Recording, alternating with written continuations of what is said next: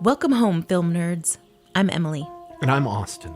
And this is Stumble Upon, a podcast where we discuss the films that we think are awesome. As always, there will be spoilers and swearing. But if that doesn't scare you, then grab some popcorn and put on something comfy, because today we're discussing witches in cinema. On this episode, we're talking about George A. Romero's Season of the Witch. Alice Hoffman once wrote, "What is a witch if not a woman with wisdom and talent?" And I think today we're going to talk about some extremely talented women. Austin, do you want to tell us a little bit about what it is about? Season of the Witch is about Joni.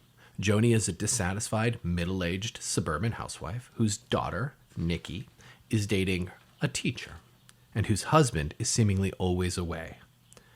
Her friends are beige at best and unhappy drunks at worst.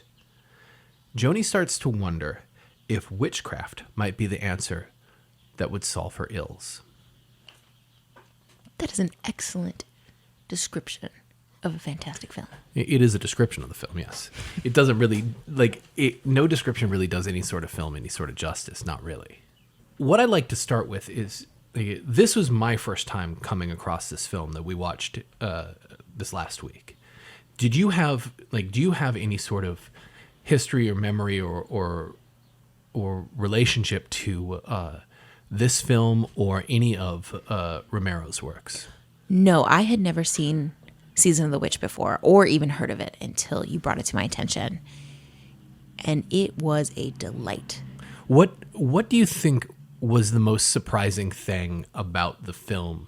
It's a 1970s film. It was shot on a shoestring budget. I know that elements of the films were shot in people's houses in which their children worked on, the children of the people who own the houses worked on making the production work in those houses, specifically the house that Joni inhabits. Two things struck me the most about the film. The first was a personal, and the second was about the film itself. The personal thing that struck me the most about the film was how much it reminded me of embassy housing in the 80s and 90s. So I just really thought the design of it cracked me up because it just kept making me think of all the houses we lived in all over the world. That's just a personal thing. The thing that surprised me the most about the film was just how deeply feminist it was and how empowering it was for women to be shot in 1973 and to have such a bleak outlook of the experience of women in suburban Pittsburgh, and yet to give her so much power was fantastic. And it really starts from the beginning of the film because it starts in this really interesting dream sequence where Joni is following her husband, Jack, through the woods, and he's reading a newspaper and walking through the woods and only really paying attention to himself. He pushes branches away but lets them loose and they strike her in the face and cut her face. The whole premise of the beginning of the film is showing her kind of just passing through her life and accepting these little beatings. I love the way that the baby was just lying there in the grass in that dream sequence. She doesn't pick it up, which I thought was really interesting, the choice to just walk past it. So it was almost like she was passing the chapters of her life. Yeah. I found that really interesting. It was so unsettling. It's a really interesting beginning because it does set up exactly what you're saying. It shows her chapters and how she even views all of them without any sort of words or any specific dialogue to describe, monologuing why she would do this. And this is something that shows up throughout the course of the film. There are multiple dream sequences. There's this one. There's one that follows it shortly in which she's being shown her own house, in which Greg, who is the teacher, is working as a handyman on the house. Jack of all trades, and including the et cetera, et cetera. And we meet him in that case even before we meet him in the film. He's presented to the world, and we find out that he is somebody that Joni has known in the past, just a tertiary. There are multiple dream sequences in the film. The one that follows shortly after the first dream sequence is her being let out of a car by her husband on a leash, on a dog leash, and then put into a kennel. And put into a kennel, which is also reiterated later at the very end of the film, in which the witch coven that she agrees to be part of and becomes reborn in a sort of way also leads her to an altar by her collar on a leash. Yeah, it's very interesting to ask that question about, well, let's jump in. The reason, like, why is she being led about on a leash at the opening of the film and then bookended at the end of the film? Are they saying essentially that marriage and religion, no matter what religion and no matter what marriage, are both going to tie you up and as if a dog for women? Like, your experience in both of these situations are going to be that. What do you think? Yeah. Do you actually think that it's being tied up like a dog, or is it just being tied up in a manner in which it's easy to understand that you're being led and forced this direction? Well, in the dream sequence, she's put into a dog kennel and next to an actual dog, which I thought was interesting that there aren't other women in there. It's other dogs are in there. So she's not seeing all women as that. She's seeing herself as a dog. And then in the coven sequence at the very end, when she is being led by a dog, by the leash and then tied to the altar, she's then very gently whipped.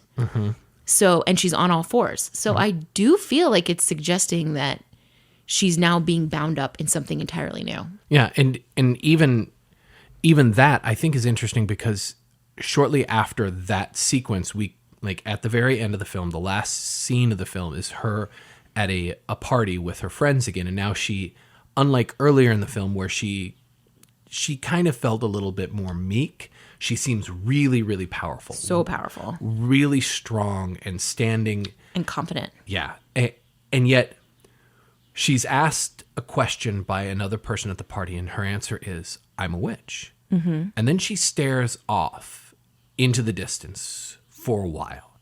And I think the film allows for that thing that you're talking about her being part of another organization or structure that is holding her in place, both at the beginning, her structure with her husband and in the structure of marriage, and then at the end in the structure of this new coven, and that she's still maybe a little dissatisfied at the end of the film. Yeah, I think that's a very interesting read, because at the very end, when she is being talked at by all those different women, and they're all envious of her. Many of them are envious of her.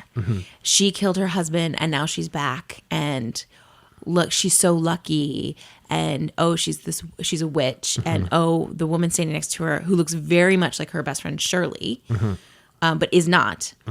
It starts asking her questions as the camera just focuses on Joan. And just as a slow push in, but you hear this woman asking all these questions about, how did you find out about being a witch? Like, what is it about? Can you teach me about it? She's so curious, because clearly all these women feel bound up.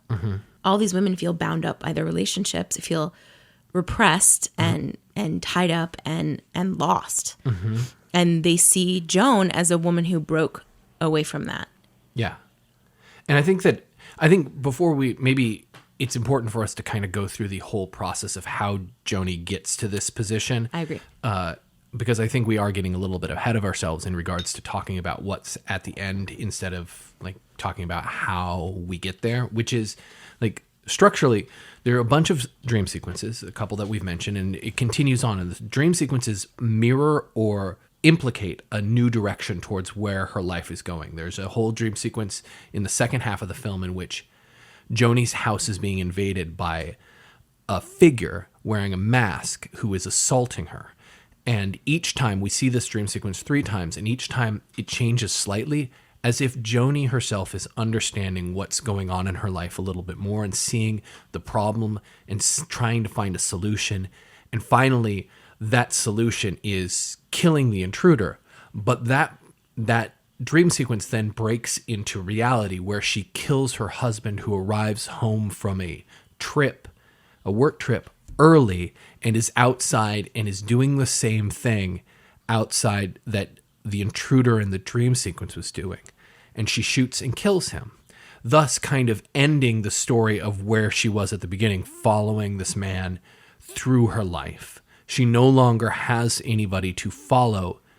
So, let's cross that out. Let's say there was one specific person that she was following, and she has replaced that person now with the group in the coven, which are not really fleshed out outside of the leader of the coven, but we kind of get the feeling that there's a group of women that are doing this together, and they're going to be solving an issue of life together.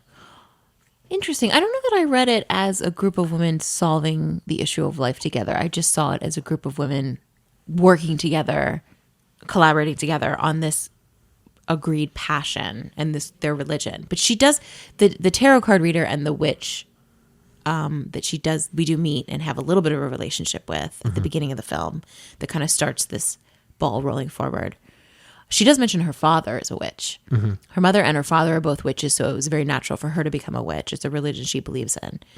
And so I do find it interesting that there were no men in the coven that Joni is joining. So it is a group of women who are working together. But you're right. We have no relationship with them. We don't get to know any of them, so we don't know what Joni's experience moving forward is going to be.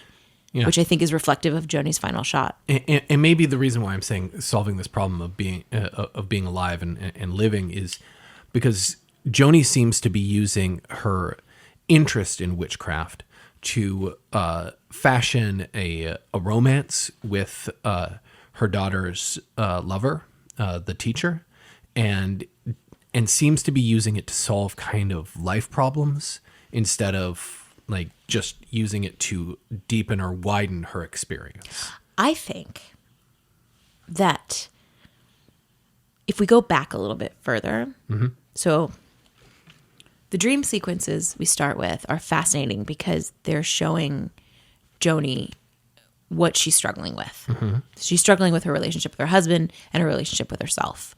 She sees herself swinging on the swing and doesn't engage with herself, just keeps moving past. And then we get to the other dream sequences of her looking in the mirror and seeing herself as an old woman. Yeah. And is shocked and horrified by that. So we start the film with this relationship Joni has with herself and her partner as being fractured and unknown territory. And then we immediately jump in with the therapist who tells her that she cannot interpret her own dreams. And she is not at all capable of interpreting her dreams and mansplains the shit out of everything. But having said that, he also says, I think, one of the truest things in the film, which is the only person imprisoning Joni is Joan. And that is the thesis of the film, in my opinion. Yeah, I completely agree. And I also think it's really interesting, something that you bring up and something that I've slipped into as well is like her name, Joan and Joni. Like it seems to be like people like talking at her or diminishing her call her Joni, as well as the teacher calls her Mrs. Robinson. And lady. So there's a lot of little triggers, little microaggressions that are just within the text. And it's part of the reason that I think it's a really rich cinematic text is because, like, first, like, I'll say this, and I want to know what your opinion is. I'm not sure if I like Joni. I like the journey she's on, and I find her really fascinating, but I'm not sure that I like her, and I'm not sure I'm supposed to. She's a flawed heroine. Yeah. She's really interesting. And I think that's why she's a fantastic leading character. But no, Joan wouldn't be somebody I would want to be friends with. Yeah.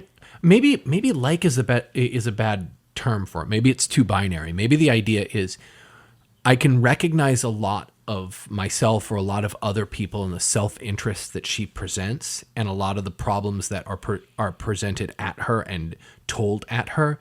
And there's just grit to hold on to with her. Like she's complicated. Like there's a really great scene for me in which she's talking to her daughter. The first time we meet her daughter, who is making herself up in the mirror, and her daughter turns and looks at Joan and says something to the effect of, "You're really attractive, Mom. I've never noticed how hot you are." And from that point on, Joan views herself kind of differently. She doesn't view herself necessarily as the old woman that's in the mirror anymore. She's actively kind of on the hunt to be seen. She also changes her clothing style and her hair after that. Yeah. I mean, it still goes back and forth, but it has a younger vibe to her. Yeah. And that's part of why I'm getting at maybe it's not as binary. It's like like which one of us in life is somebody that you can go, well, that person's just this or just that. Like, Correct. Like she's a fabulously full, flawed character that we get to spend an hour and a half with and kind of see all the things that we agree and disagree with from her. Like, well, and okay, so then what's interesting then about that is thinking about her over the course of the film, she changes so much. There's so much about Joan that alters and changes, and everything she's doing is kind of pushing herself out of her comfort zone. And that is an interesting exploration. Yeah. Especially because you think of things like Mayor of Easttown and how Kate Winslet was excited to play this character who is middle-aged and flawed. And she says, you don't have many opportunities as a middle-aged woman to play these kind of characters. And here we are in 1973 with the lead character of this excellent film being a flawed middle-aged woman. yeah, and not only that, but most of the cast are middle-aged people. They're like outside of the daughter And Greg. who is of undetermined age. They say that he's a student teacher, that so he's supposed to be like a TA. Yeah, he's supposed to be like maybe early 20s, but I'm not sure. It's hard to tell. Yeah, I mean, He could be 35. yeah, he could have an old face. He could have just an old presence, but he feels a little bit older. Like, but for the most part, this film is full of representation for people who are in their mid 40s or in their 50s, and there's actually a good amount of conversation. Like Joan's best friend, Shirley, talks about being over the hill, about her greatest fears is that she's not done yet. And there's this great scene between her and Greg in which Shirley just like thinks that she takes a hit of weed, is lied to about it, and then just allows herself to express all her fears to these people, to Joan, to Greg, to Joan's daughter. And she just, what she feels at the end of it is that she made a fool of herself instead of feeling like she broke through a barrier, like that she made an actual revelation for herself. Well, Shirley is essential because of that exact reason. Like her unwillingness to look her truth in the eye. She admits all of her fears and her failures and has an opportunity to go, okay, so this is how I feel about it. What can I do to change it? And she does have that one little line that breaks my heart, which is she invites Joni over because then maybe her husband won't bother her. And you just get that sense of like such profound unhappiness in her marriage as well as her own life. And that's backed up by when Joan drops her off and she's walking to her house, when Shirley is walking to her house and she's drunk and she stumbles to the ground, and you can see in the background the door frame and her husband just standing in the distance in the shadows like a fucking serial killer. He's so foreboding. And I don't think we ever meet him. We don't ever see Shirley again after that. That's it. Like she might have all been murdered at that point. No.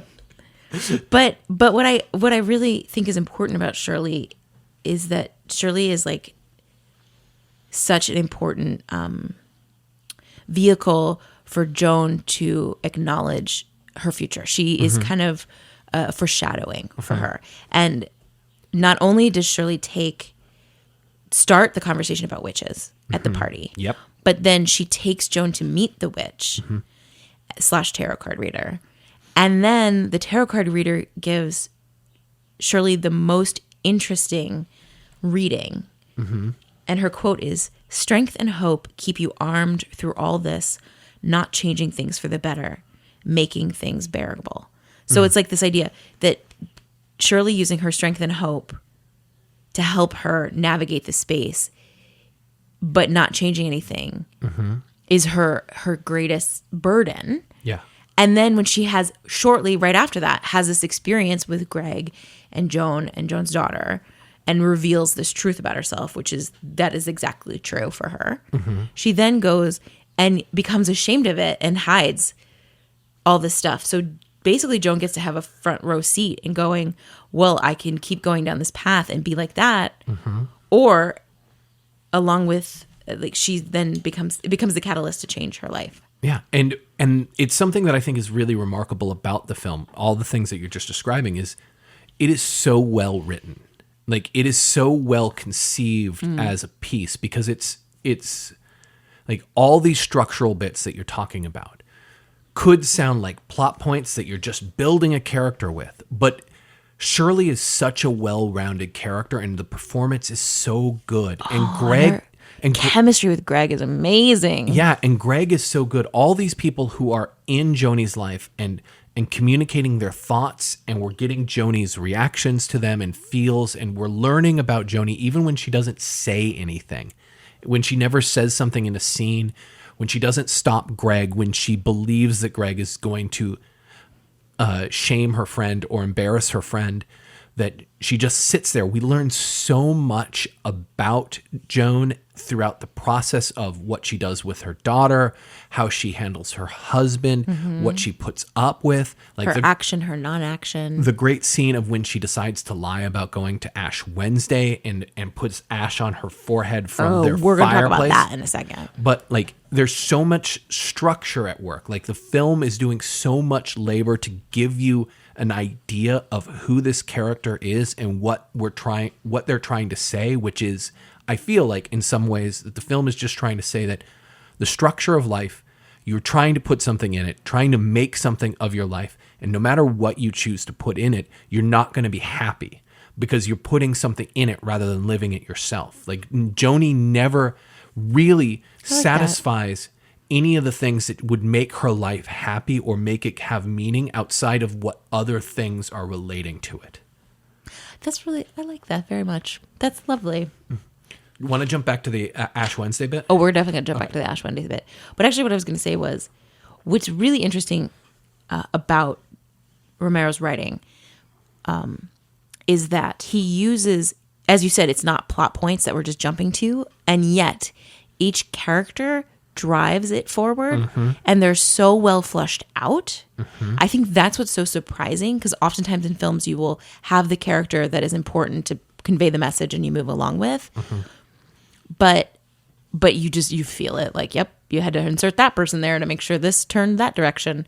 But these characters, like the tarot card reader, the therapist, Greg, Shirley, they're all Jack, they're all essential for Joni's transformation. Yeah.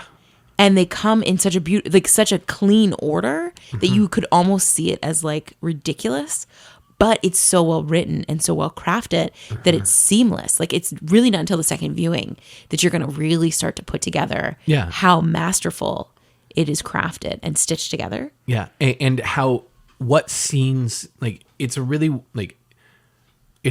well constructed film in the sense that the scenes fall in line in a really interesting manner. Like the scene in which they go to the witchcraft, to the lady who runs the coven, then Joan and her friend go there, is followed by the scene with Greg and Nikki and Shirley and Joan. And so we get somebody who learns about their restrictions, actually tries to express their fears about those restrictions, and then is immediately feels ashamed about having shared those, and how that would actually put a stop to her. And in fact, it does put a stop to her. Because she never shows up again. We never see Shirley again. But having said that, Joan did not help her friend navigate that space at all. No. Joan was not helpful in any of that. She wasn't there. She did not have her back.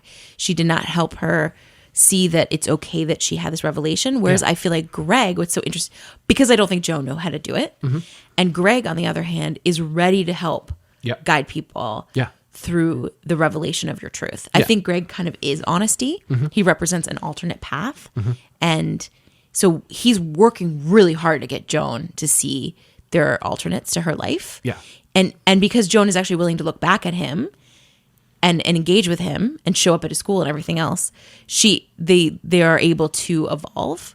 Whereas, as you said, Shirley disappears. Shirley doesn't come back and try again and try again, because life isn't like you do it one time and it's perfect. You have to keep hitting it and fucking going at it and trying to figure it out. Yeah, and to be clear, like, I think that what I was specifically speaking about was just the structure of those two scenes together, like how the structure of those two scenes worked. And I think that playing wise and how the action and the acting and the direction works beyond just what the structure does is what you're saying. Like, there's so much, like, there is obviously layers to the production of this. not just the writing, but these really great performances that everybody in the film is giving. Fantastic. You want to talk about Ash Wednesday? Let's talk about Ash Wednesday. Let's talk about Ash Wednesday. As the recovering Catholic in the room, Ash Wednesday. To share with you a little bit about what it is the first day of Lent. And Ash Wednesday represents when Christ was visited and tempted by Satan. Okay? So it's a time of repentance, fasting, and reflection. And I find it absolutely amazing that Ash Wednesday is the first day she casts a spell. It's the first day she sort of embraces herself as an emerging witch. And she begins the first day of Lent with a lie, which is that she puts the ashes on her own forehead. She chooses to do that action. And I think there is so much to chew on by the choice that Romero did by doing that. Like, what an excellent discovery of her rebirth. Like, if you want to choose to look at it that way, it is Joan's rebirth at the end. It is Easter when she becomes her truest self. The death of her husband, the death of her past life. Yeah. You saying that makes me think that, and I don't know this by any means, but it makes me believe that Romero was a Catholic or was making a very specific Christian point about with this choice. Absolutely. Yeah. Absolutely. It's interesting as well. Like, you're talking about starting Lent with a lie, or starting off this new path. In fact, whether it's just Lent or it's in fact her transformation into being a witch, both are being started off with a lie. And I know we'll get into the Love Witch shortly, but it's interesting the parallel that could be made between the two films about how much the main character of both of those films are lying to themselves about the act of what they're doing. Absolutely. Like the core truth of both of these characters, of Elaine in The Love Witch and Joan in Season of the Witch, is that they both are being dishonest with themselves about their place in life. And there's an element of The Love Witch, or there's an element of Season of the Witch where the characters are striving towards a different outcome.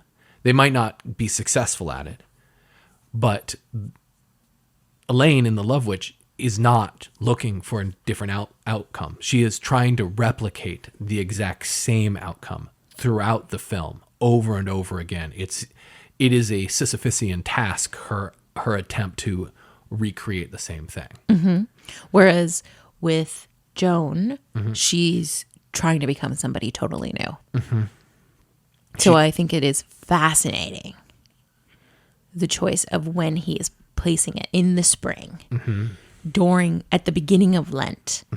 And then, I don't know, we don't really know the timeline of it. It could be a couple weeks. It could be a couple of days. It's not really clear. It could be 40 days. It could be, we don't know exactly the length of time, though I think it's supposed to only be over the course of 2 weeks or so. Yeah.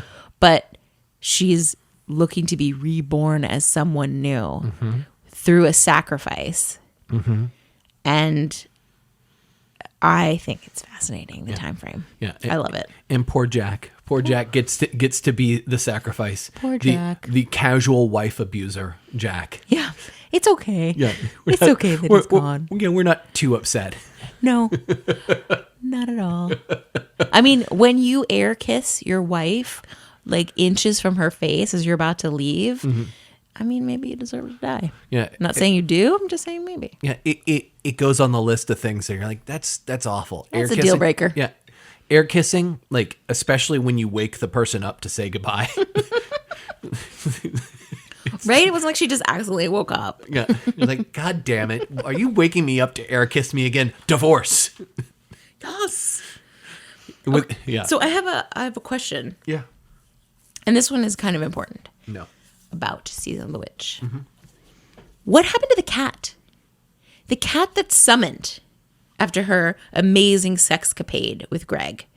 And she does the conjuring, and she calls forth the god she was looking to meet. I think it was maybe Oberon. I don't remember. Right. And the cat appears and comes in onto the wash machine, and then climbs up the basement steps, and then shortly thereafter she murders her husband. And the cat's in the living room. But like, I wanted to know, was the cat, I guess, was the cat supposed to be the spirit that's been conjured and therefore led her to murder? Or would you say the cat was just really cute and they put it in the film? Because I did notice a cat bowl in the kitchen in one of the scenes. Earlier in the Nope, film? it was once the cat arrived, but there was a cat bowl there on the floor.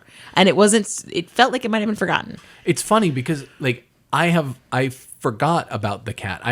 They make such a specific point to show the window and the cat coming in, and it's a long time for the cat. Like, Right. Like it's There's like a lot of cat action. I know that there's like an hour, or there's maybe a 30-minute longer version of it somewhere, or maybe 10-minute, 20-minute version. Maybe the cat plays extended cut. Yeah, the extended cut is all cat footage. And it's just cat here, cat there. Cat activists everywhere are astounded to hear there's a whole longer version with more cats. Yeah, and it might but then again, in that scene, it probably was a pacing thing. Like I think about we needed to cut away, and there was the other footage that we could have cut away too didn't make any sense. I think you're right about saying that the cat had more to do with the actual Romero cut that we never get to see. Yeah, that would make more sense because it just feels like it was sort of there, and it was like, but then it didn't amount to anything. Yeah, but then again, maybe it could be symbolic of the fact that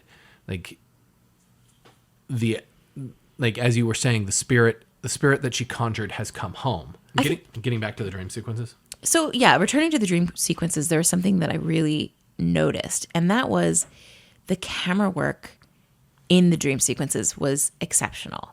I loved that there were skewed angles. I think they used a fisheye lens a couple of times. There was a lot of movement. There were really tight close-ups and a lot of jump cuts. And everything about it felt very disorienting in a really wonderful, fluid way. Yeah.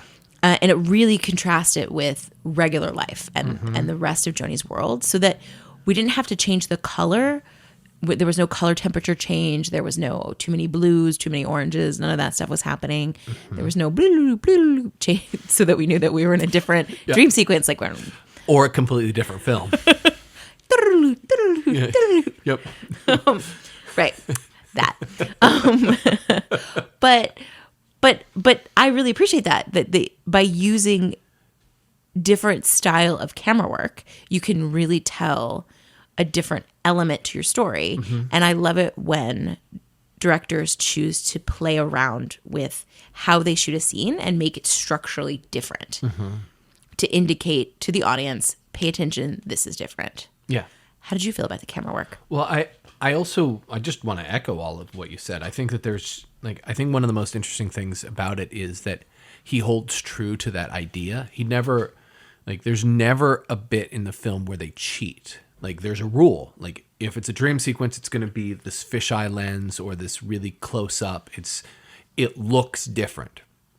And the domestic scenes, or the scenes that are outside of the dream sequences, are very, very structured, straightforward. There's nothing stylistic to look at them and go, oh, there's somebody working really hard to make something happen here. It's just there. Even they're very clean. Yeah. And on sticks. Yeah. There isn't a lot of movement. There are some tight close-ups, but not to the extreme that you see in the dream sequences. But even the lens choice isn't the same. At that point, it's just like a 50 or a 35. It isn't anything that's really bubbly or that obscures or makes a dynatism of the shot. There isn't a dynamic action to the shot because of the lens choice. And there's no movement. Yeah. The movement is entirely reserved. The handheld work is entirely reserved for dream sequences. Yeah, and it's also why part of the last sequence in which or the scene in which Joan kills her husband is so striking, is because it's set up the same way as the dream sequence, but it is shot differently. Yeah, that is fascinating. It is a complete replica of the dream sequence, but on sticks and wide. Yeah. So we know this is still reality. Yeah. And we are there are so many cues then and so many clues that it's just a normal scene, not a dream sequence, not something that's different. But yet, I remember when we were first watching it, like when what's his fucking name? When Jack shows up at the home, you let out an audible gasp of like, oh no, because you could tell what was happening. You knew that he was going to get his ass shot. He's going to get murdered for coming home because he didn't give her a heads up. Right. And and that's on him. Yes. That's why you always let somebody know that you're coming home. You text them from outside and you're especially hey. in the 1970s before cell phones. Yeah. And you're like, hey, I'm going to rotary in. I'm going to let you know I'm coming in a day early. Please don't murder me when I show up at 3 a.m. Yeah, that it doesn't behoove me to get shot by you. Oh, and the dismissiveness of the cops. Yes, at the end. Was so interesting. How totally dismissive they were of the scene of he's just bleeding out in the rain, and we see the sirens, but nobody comes over to help him. He's still moving, but nobody's coming over to help him. And then the way they talk about Joan, and let me just see my notes. I wrote down one of the things they said, which I couldn't believe it. It was just like, well, they were saying something like she's just gonna get away with it. Here we go. Goddamn women. They get it all in the end. They get it all from us. What? Yeah. What are you talking about? This entire film is about the repression of women and the patriarchy, and then of course it's so masterful to put that in at the end as a voiceover of just how the patriarchy is looking at women. Fascinating. Well, it's also fascinating in juxtaposition with all the women who talk to Joan about how lucky she is that her husband's away all the time, how envious all of her friends are of her situation. Like it's like the patriarchy also in this regards extends to the feminine presence around Joan. Like everybody, like how everybody is condensing their opinions of self onto her and making her emblematic of the things either they want or they fear in themselves or that they wish to change. Like she's the hole in which all these thoughts have to pass through, and she's just there's just an onslaught of this shit throughout the film on her, which is, I mean, true for now too. Like you think about how we all view social media and how we interact with each other. We're constantly comparing and contrasting ourselves to people we don't even know constantly. Yeah. And so I think it's an excellent microcosm of the human condition, which still exists today. Now that we've talked about these two films for a good long while, are there any other kind of films that you would stumble upon? Well, of course. There are so many films that we would recommend. And, of course, I mentioned it a bit earlier. Anna Biller's The Love Witch is amazing. You absolutely have to watch it. We are going to discuss it in a future episode. But for now, we have to recommend it because if you like Season of the Witch, then you're really going to like Anna Biller's The Love Witch. It's very campy. It's very styled. It's very specific. She did all of the work herself, all of it. So I'm going to recommend The Love Witch. And what I would recommend, Married a Witch is a great... I Married a Witch with Veronica Lake. Yep, it's a beautiful little horror film. And not a comedy. Comedy about a witch. Really comedy. It's really fun. It's Veronica Lake. Veronica Lake is a comedian. She's great. Yeah. I don't think people realized how funny she was. No. And then we're probably going to talk about all of those. Yeah, at some point. I think we're going to circle back and do more witches. But for now, I feel like that's a pretty good... First stab at this? First episode. I hope you guys like it. You should definitely comment. Tell us what you think. Like and subscribe. And for sure, check us out. We are on Fishtown Films. You can find us on Instagram at Fishtown Films. We are a very small indie film studio based in Philadelphia. We make amazingly obscure, absurdist art, but also really straightforward romantic thrillers. I love how that started off as really positive. Like, we make amazingly obscure. like you realize that you... I didn't mean to do that. It sounded like you realized that you had given us too big a compliment at the top, and then you're like, no, I must back off this compliment. Retreat. Must not be positive Retreat. about self, Catholicism, guilt, So much. guilt. The endless guilt. But yes, follow us at Fishtown Films on Instagram. Check in with us. Tell us what you think. If there's any requests you have, you can throw them our way. But yeah, we're going to spend the next couple of months doing all kinds of podcasts about all kinds of things. And we will post it in our stories when we're going to be releasing the next episode and what it's about ahead of time so you guys can watch the films beforehand. Yeah. And we really appreciated chatting with you guys today. This was really fun. Yeah, thank you for your time. Join us next time to see what we have stumbled upon next. Bye. Bye.